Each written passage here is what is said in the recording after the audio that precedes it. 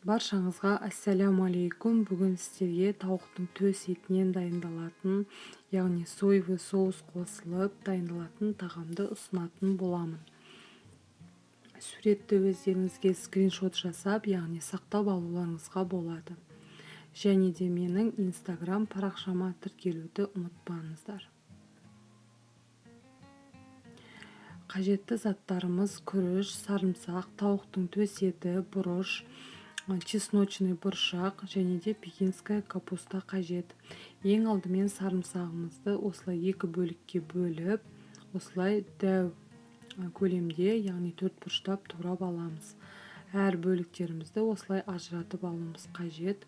Ары қарай чесночный бұршағымызды осылай ұзынша етіп турап аламыз.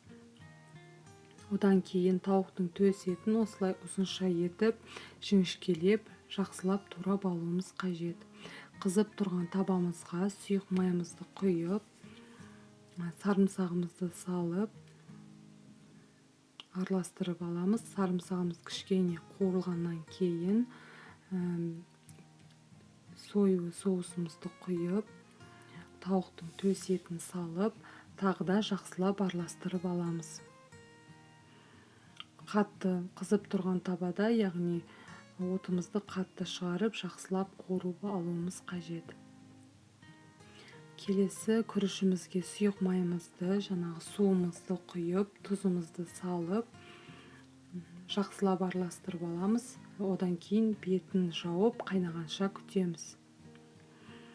Подливымызды көреміз, яғни подливымызды жақсылап араластырып аламыз.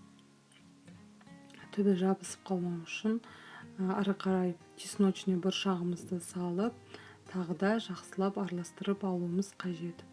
Яғни тұзымызды да салуды ұмытпаймыз. Өз қалауларыңыз бойынша тұзды салуларыңызға болады. Ары қарай пекинская капустамызды салып, тағы да араластырып аламыз.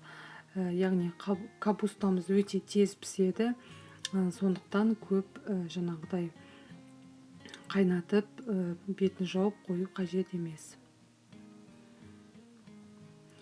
Енді күрішіміз қайнады, түбі жабысып қалмау үшін тағы да жақсылап араластырып аламыз. Дағы отымызды ең аз көлемде қойып қоямыз.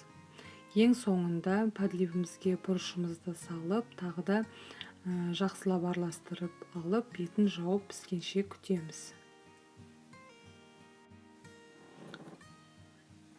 Подлив пен гарниріміз бізде дайын болды. Осындай тәбетті ашатындай, өте тойымды, дәмі өте керемет болып шығады.